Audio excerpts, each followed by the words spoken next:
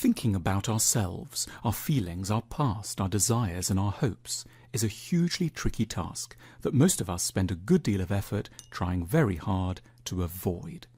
We keep away from ourselves because so much of what we could discover threatens to be painful. We might find that we were, in the background, deeply furious with and resentful about certain people we were only meant to love. We might discover how much ground there was to feel inadequate and guilty on account of the many errors and misjudgments we've made. We might find that though we wanted to be decent, law-abiding people, we harboured fantasies that went in appallingly deviant and aberrant directions. We might recognise how much was nauseatingly compromised and needed to be changed about our relationships and our careers.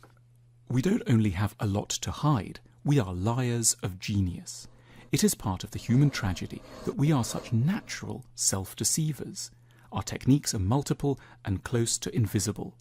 Two are worth focusing on in particular: our habit of thinking too much and our habit of thinking too little. When we think too much, in essence, we're filling our minds with impressive ideas which blatantly announce our intelligence to the world, but subtly ensure we won't have much room left to rediscover long-distant feelings of ignorance or confusion, upon which the development of our personalities may nevertheless rest. We perhaps write dense books on the role of government bonds in the Napoleonic Wars, or publish extensively on Chaucer's influence on the mid-19th century Japanese novel. We secure degrees from institutes of advanced study or positions on editorial boards of scientific journals. Our minds are crammed with arcane data. We can wittily inform a dining table of guests who wrote the Enchiridion, Epictetus, or the Life and Times of Dogen, the founder of Zen Buddhism. But we don't remember very much at all about how life was long ago, back in the old house, when father left, mother stopped smiling, and our trust broke in pieces. We deploy knowledge and ideas that carry enormous prestige to stand guard against the emergence of more humble but essential knowledge from our emotional past. We bury our personal stories beneath an avalanche of expertise. The possibility of a deeply consequential, intimate inquiry is deliberately left to seem feeble and superfluous, next to the supposedly grander task of addressing a conference on the political strategies of Donna Maria I or the life cycle of the Indonesian octopus. We lean on the glamour of being learned to make sure we won't need to learn too much that hurts. Then there is our habit of thinking too little. Here we pretend that we are simpler than we actually are, and that too much psychology might be nonsense and fuss about nothing. We lean on a version of robust common sense to ward off intimations of our own awkward complexity. We imply that not thinking very much is at base evidence of a superior kind of intelligence. In company, we deploy bluff strategies of ridicule against more complicated accounts of human nature. We sideline avenues of personal investigation as unduly fancy or weird, implying that to lift the lid on inner life could never be fruitful or entirely respectable.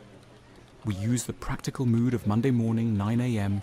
to ward off the complex insights of 3 a.m. the previous night, when the entire fabric of our existence came into question against the backdrop of a million stars spread like diamonds on a mantle of black velvet. Deploying an attitude of vigorous common sense, we strive to make our moments of radical disquiet seem like aberrations, rather than the central occasions of insight they might actually be. We appeal to the understandable longing that our personalities be non-tragic, simple, and easily comprehended, so as to reject the stranger but more useful facts of our real, intricate selves. A defense of emotional honesty has nothing to do with high-minded morality. It's ultimately cautionary and egoistic. We need to tell ourselves a little bit more of the truth because we pay too high a price for our lies. Through our self-deceptions, we cut ourselves off from possibilities of growth. We shut off large portions of our minds and end up uncreative, tetchy and defensive, while others around us have to suffer our irritability, gloom, manufactured cheerfulness, or defensive rationalizations. Our neglect of the awkward sides of ourselves buckles our very being, emerging as insomnia or impotence, stuttering or depression, revenge for all the thoughts we've been so careful not to have.